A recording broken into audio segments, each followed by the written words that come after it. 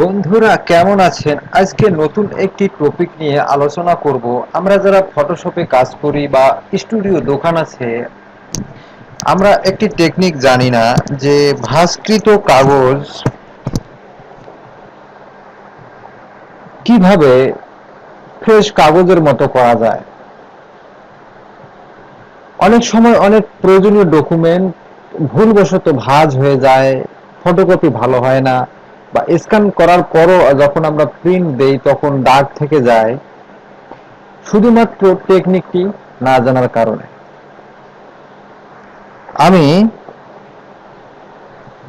এখন আপনাদের দেখিয়ে দেব কিভাবে একটি ভাঁজকৃত কাগজকে ফ্রেশ কাগজে প্রিন্ট দেওয়া যাবে এবং কোনো প্রকার দাগ থাকবে না। চলুন শুরু করা যাক আজকের টপিক। আমি আমার ডিভাইস থেকে অ্যাডোবি ফটোশপে চলে যাব। বন্ধুরা, আমি এখন একটি ভাঁজ করা কাগজ আমি আমার ফটোশপে ওপেন করব। কন্ট্রোল ও দিয়ে আমি আমার ভাঁজকৃত ইমেজটি সিলেক্ট করলাম, ওপেনে ক্লিক করলাম।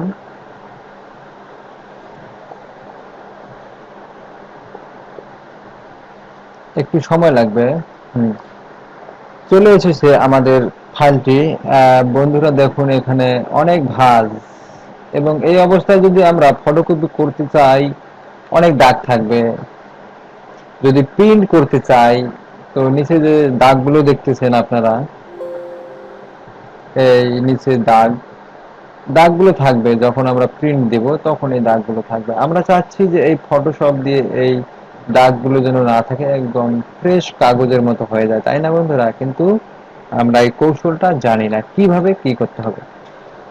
তো এখন আমরা যা করব তা হলো সিলেক্ট, ফটোশপের সিলেক্ট অপশনে গিয়ে কালার রেঞ্জে ক্লিক করব। ক্লিক করার পর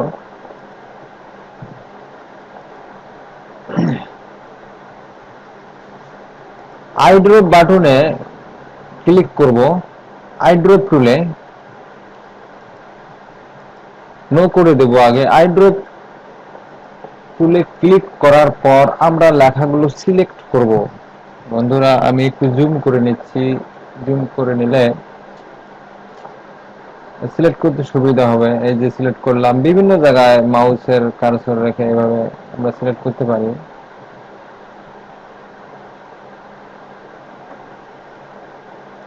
সিলেক্ট করলাম, এখানে সিলেক্ট করলাম, এখানে সিলেক্ট করলাম, এখানে সিলেক্ট করলাম।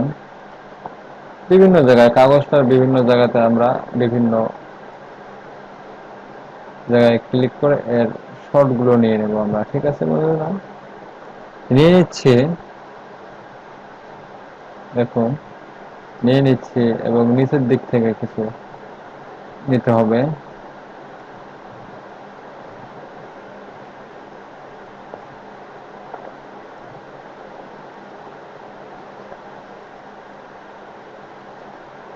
তো বন্ধুরা, আমরা নিলাম। নেওয়ার পর আমরা সিলেকশন প্রিভিউ থেকে হোয়াইট ম্যাটে চলে যাব। হোয়াইট ম্যাটে সিলেক্ট করার পর আমরা ফুজিনেসের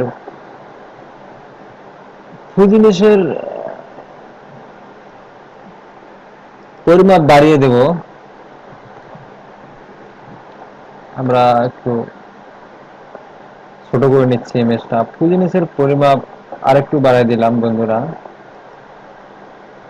এটা হচ্ছে পরিমাপ মতো। আপনাদের কাছে যেরকম লাগবে তার পরিমাপ মতো আপনারা এটা বাড়াই নেবেন। আরেকটু আমি বাড়াই দিলাম।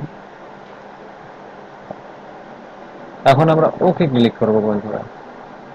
ওকে ক্লিক করার পর বন্ধুরা দেখেন যে আমরা যে সিলেক্ট করেছিলাম কালো লেখাগুলোর উপর আমাদের সিলেক্ট হয়ে গেছে। এখন এখান থেকে আমরা চলে যাব ফিল্টারে।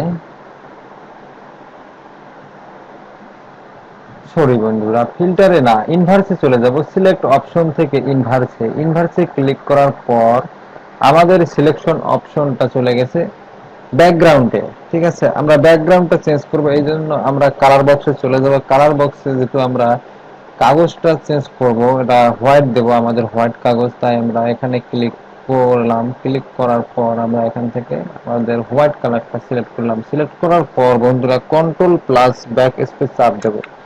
ব্যাক স্পেস চাপ দেওয়ার পর দেখেন বন্ধুরা এটা হোয়াইট হয়ে গেছে, ব্যাকগ্রাউন্ড চেঞ্জ হয়ে গেছে। আবার আরেকবার চাপ দিলাম, দেখেন বন্ধুরা ঠিক আছে। তো এখন আমরা কন্ট্রোল প্লাস ডি চাপ দিয়ে সিলেকশন করে দেবো। হ্যাঁ, এখন লেখাগুলো ঝাপসা দেখাচ্ছে, তাই না? এই জন্য আমরা কার্ভস নিয়ে আসবো। এই জন্য কন্ট্রোল এম বাটনে ক্লিক করলাম।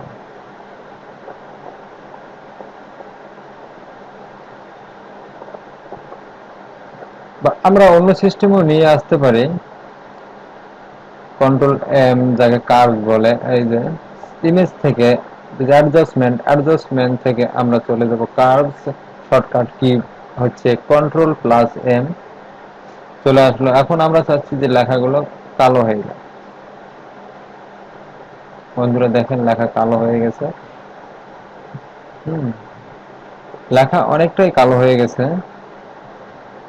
আবার কার্ভ গেলাম, কার্ভ থেকে আর একটু ব্রাইটনেসটা বাড়াই দেব, লেখার কালারটা বাড়াই দেবো। হ্যাঁ, দেখেন বন্ধুরা দাগগুলো কিন্তু আর নেই, বোঝা যাচ্ছে না যে ভাঁজগুলো ছিল ছিল, বোঝা যাচ্ছে না। হ্যাঁ, এখন আমরা চাচ্ছি লেখাগুলোর ব্রাইটনেস একটু বাড়াই দেবো। এই জন্য আমরা অ্যাডজাস্টমেন্ট থেকে ব্রাইটনেসে চলে যাব।